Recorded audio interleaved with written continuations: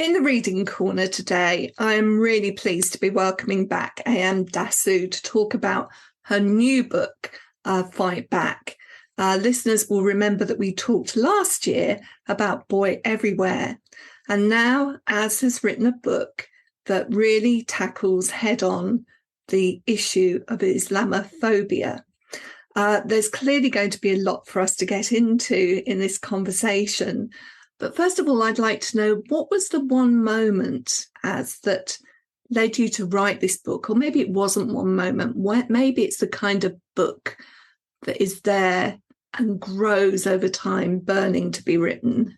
It was both of those, actually. Obviously, we've seen the rise of terrorism, and since 9/11, we've seen how it's been reported across the world. And it was life-changing for me as an individual and for everybody in my community globally. Actually, it was just life-changing because we were all of a sudden put in the spotlight in the media as people that were problematic, as people who believed in a religion that was violent and wanted to kill everyone.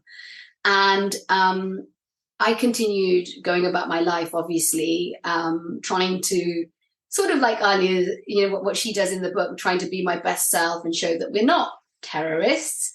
But there was a defining moment when my eldest son, started secondary school, and he was 11, and he was a little baby. He was the youngest in the school, innocent.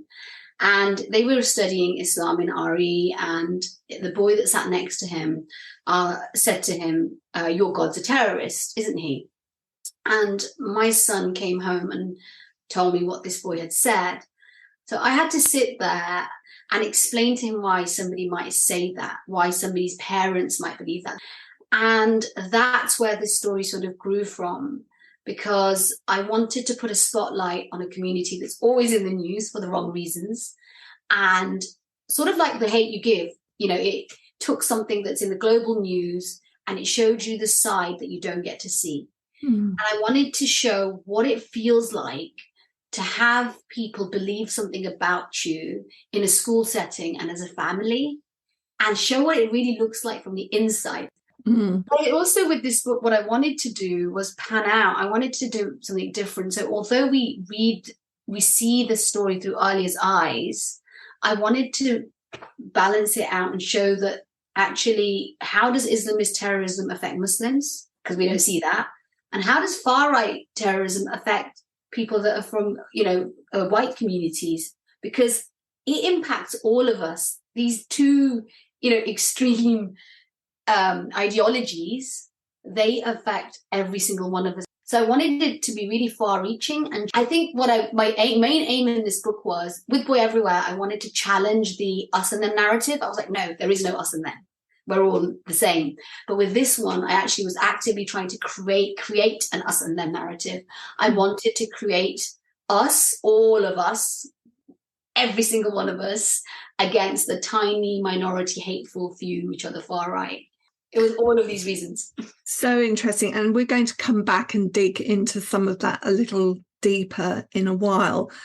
But I think we need to set the story up before we do that. And Fight Back actually starts with a terrorist incident very similar to the Manchester Arena bombing. And Aaliyah is your heroine, your protagonist, and she has been at the pop concert with her friends.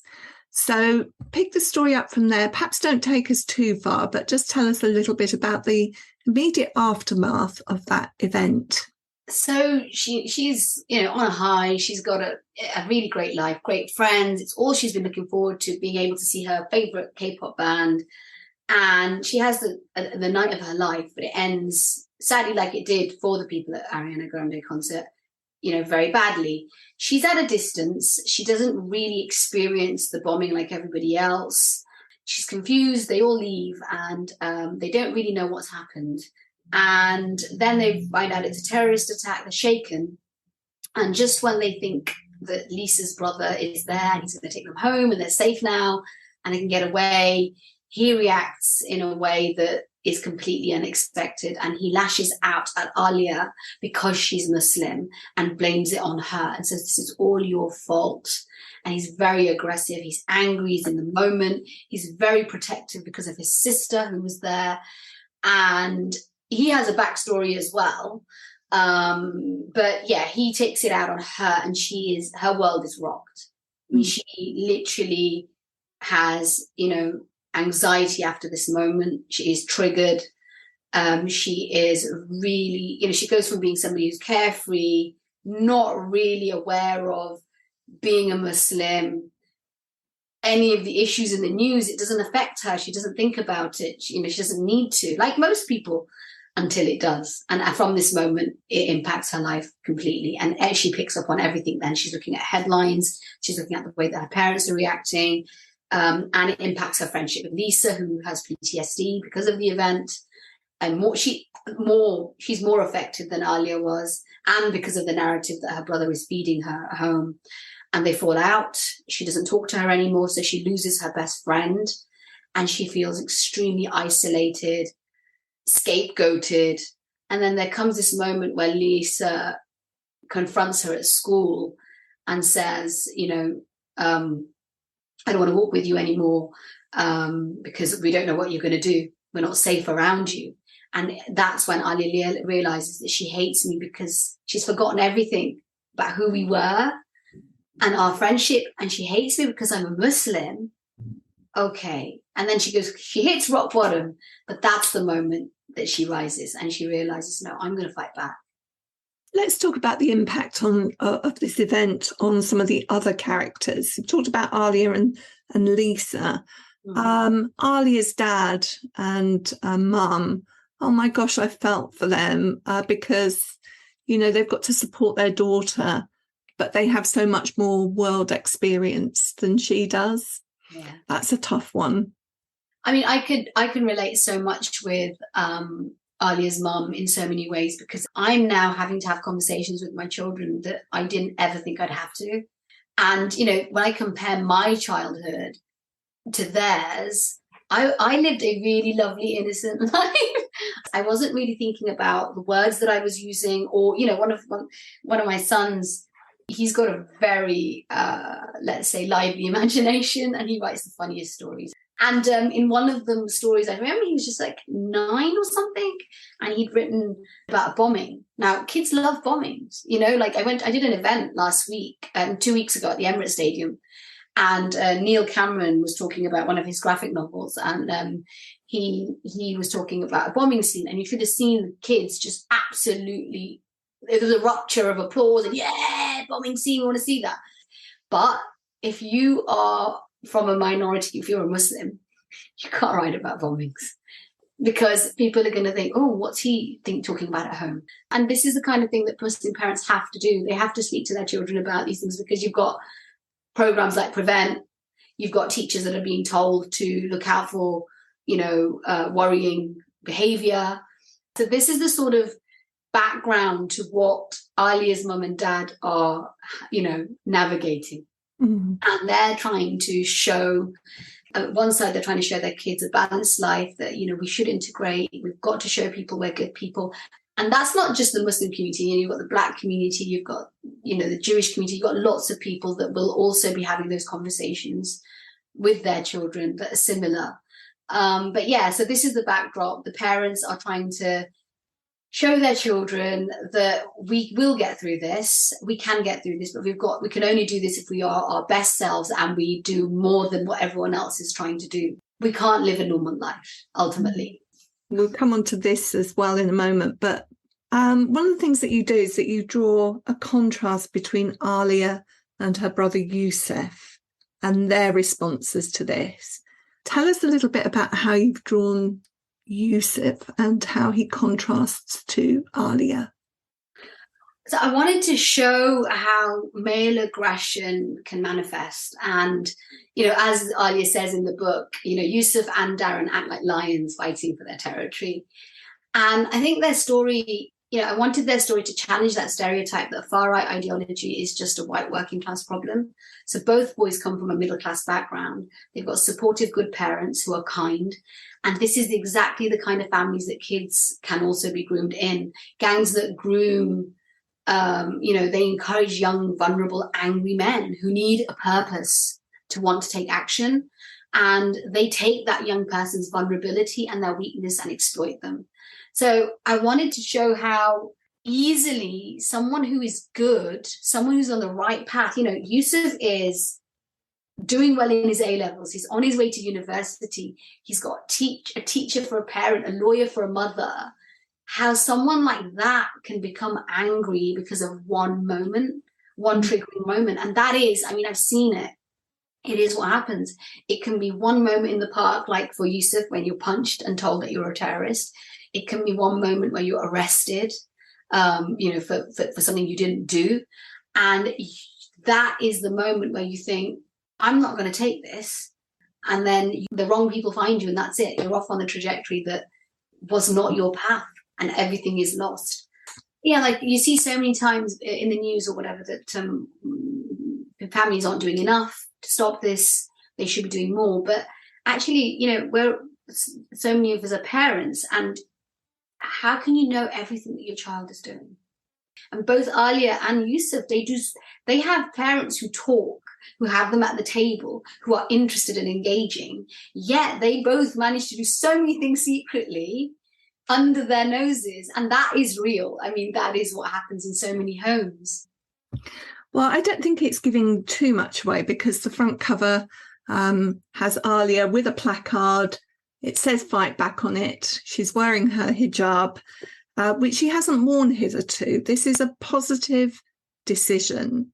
Tell us a little bit about that. I don't think that's a plot spoiler. Yeah, she has that moment where she thinks, I'm doing things the wrong way. I've been hiding who I am. I've been worried about people thinking I'm Muslim or finding out that I'm Muslim because of this terrorist and hate that's increasing in my community. But actually, if I put this on and people see that I'm a Muslim visibly, immediately, and they'll know that I'm a good person, maybe they'll think we're okay.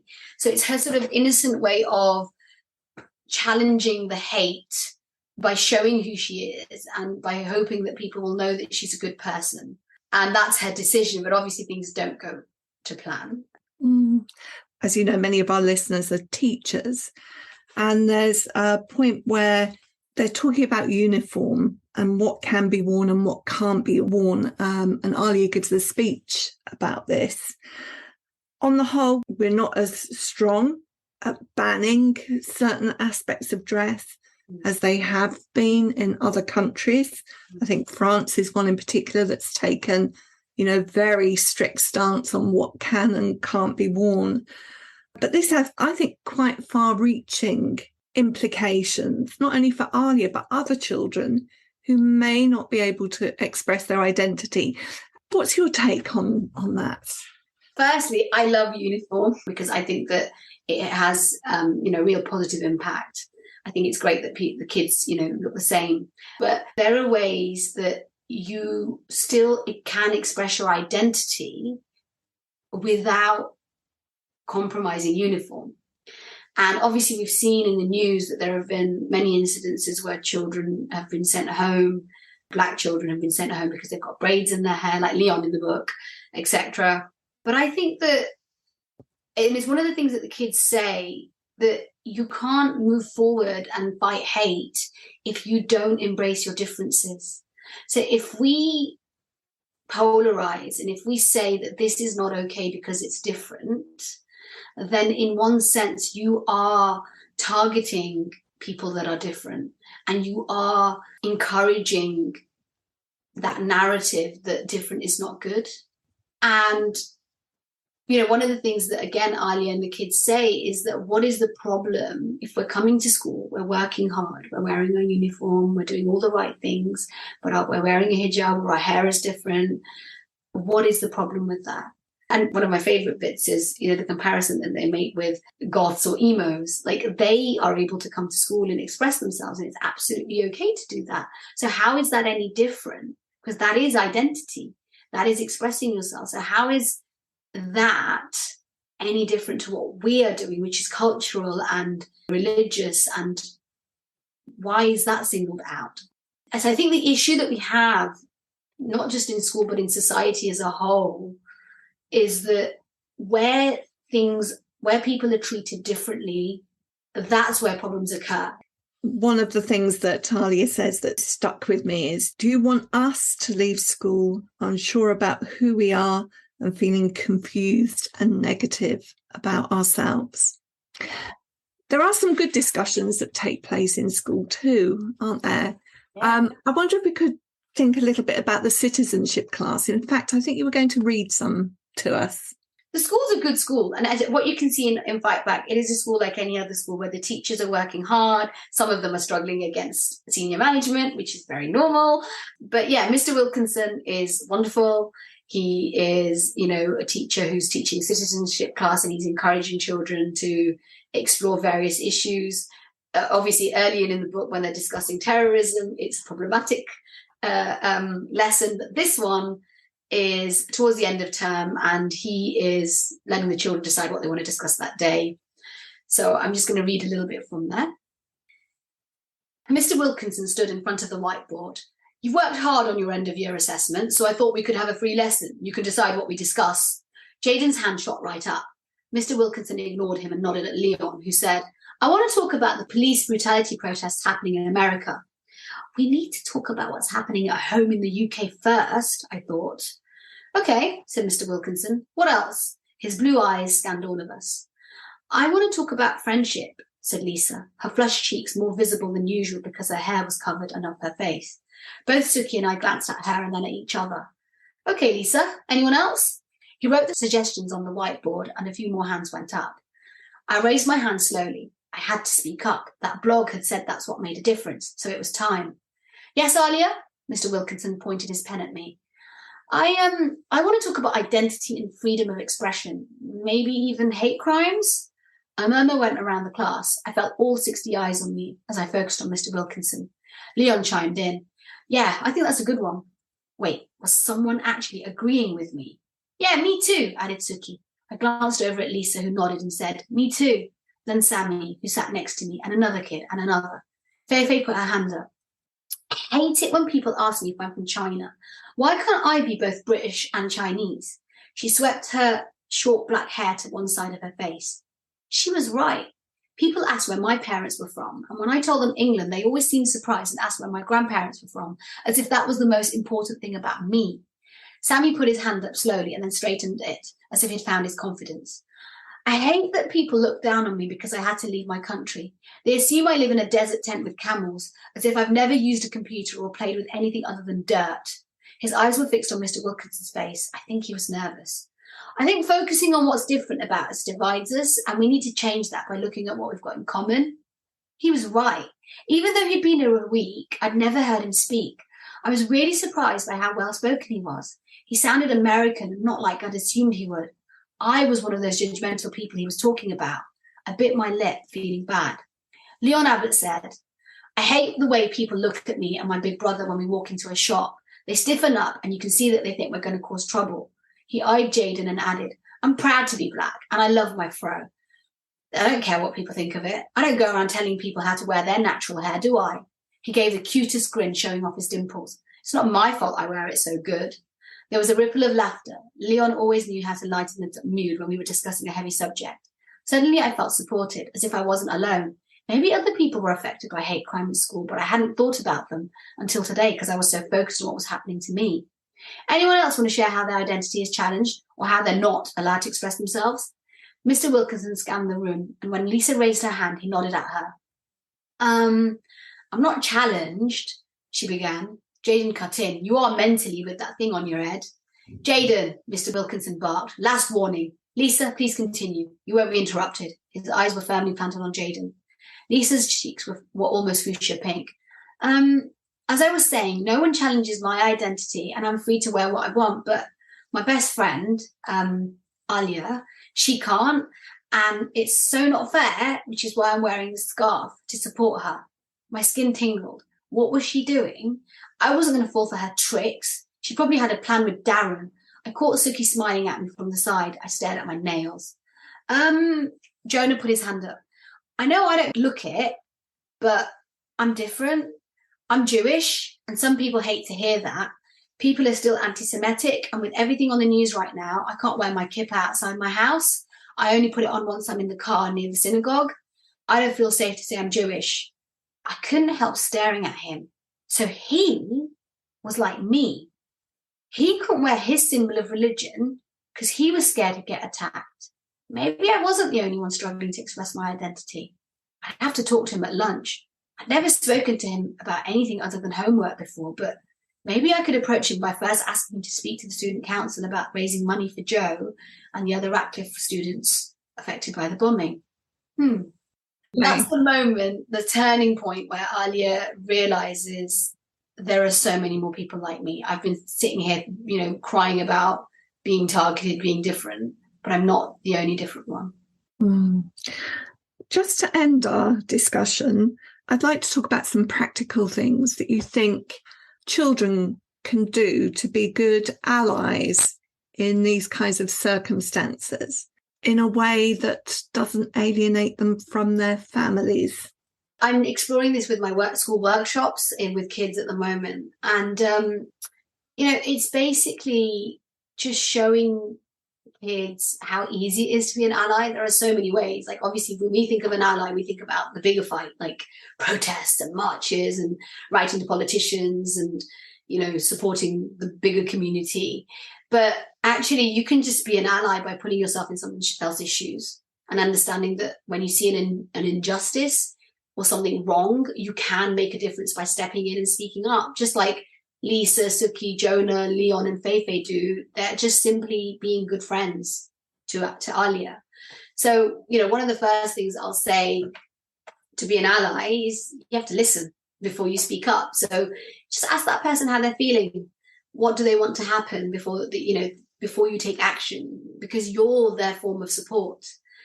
Also, one of the simple things you can do is look at the language that you're using and the things that you say about others, because it's a learning process to become better at using more inclusive language. So even, I ask myself, like, am I describing people in the way that might be offensive? It's like everybody, doesn't matter what background you're from, we're always learning. Another thing is understanding how you might be accepted or achieve things more easily and how others might be struggling. And, it can be uncomfortable, but it's important to acknowledge that some people are just born into more privilege and have more advantages than others. Some people are more readily accepted based on their gender, race, religion, ability, sexuality, economics, financial status, even which country you're from. So I'm British and I've got many privileges and advantages over refugees. So I try to be their ally. So that's the kind of thing that I'll tell kids. You can correct people if they say something wrong. That is hard. Challenging racism and hateful language is not easy, especially when it's your own family or a loved one, like it is for Lisa. But if it's safe, stop the person hurting someone or bullying them. If it's not safe, get your teachers. Sometimes all it takes is saying something like, you need to stop, or that wasn't nice, or encouraging that person who's attacking to just step back and leave. So Lisa does that many times with Darren, even in the last scenes. She steps in. She tries to stop her brother. It's not easy. You can also use your voice by uplifting the others, who've been treated badly, maybe by just introducing them to somebody who can help, maybe by organizing an assembly, or I say to young people, asking your teacher to help that person speak about their experience so that everyone else can learn too. And then one of the main things that I think all of us can do is comfort that person who's being targeted. Tell them that was horrible. Or even just ask, are you okay? Because that's what Ali's friends do. But that makes such a big difference. So simple. And then lastly, I say that, it's very easy to discuss things with like-minded people as we are today. But also we need to try and speak to people that don't agree with us, so that they might become aware of why their opinions and behaviors affect us. Ultimately, that's the hardest thing to do, to have that conversation. With Boy Everywhere, one of the most amazing things was people, not just kids, it wasn't just kids that read this book, that there were families. So, 2 or 3 people said to me that they'd given it to their sort of Daily Mail reader parents. And that parent then changed their view about refugees and about, their xenophobic views. They actually said, oh, okay, I kind of can see what you're saying. So that person challenged their parents' perceptions by giving them a book, So there are so many ways by challenging stereotypes, but children are exposed to everything. They are exposed to views all the time. They see headlines flashing all the time. So the best way for us to equip them to become great adults is to discuss these things and help them navigate these issues. And school is definitely a microcosm of society. It is your first experience of stereotyping, of bias, of hate, where some kids are believed over others, where some are held responsible for their actions and treated as adults, as we saw in the recent case of Child X, who was mishandled and violated by police. So I think that the more that we discuss these issues and show kids how we can make a difference by being, positive language, by asking if people are okay, by being good friends, I think ultimately that's how we are going to improve things. Ultimately, anything that happens out there does affect us. Even with terrorism, it affected all of us. Like when I go to the airport, which most children will go to an airport at some point in their lives, I have to put my things through security. I have to have my bags checked. We can't take a certain amount of liquid on the plane. So we are exposed to the changes that have impacted us. So why not discuss it? And it's a very positive book. And I do hope lots of people get in touch with you regarding workshops as well, because you've got so much to share with us. And thank you for popping into the Reading Corner again. It's always an education to talk to you. Thank you so much for having me. It's been an absolute honour to be invited back. So thank you. In the Reading Corner is presented by Nikki Gamble and produced by Alison Hughes. This episode is generously sponsored by Scholastic Children's Books. If you have enjoyed this podcast, please leave us a review. If you would like to find out about other events and courses, visit justimagine.co.uk. Join us again in the Reading Corner on your favourite podcast platform.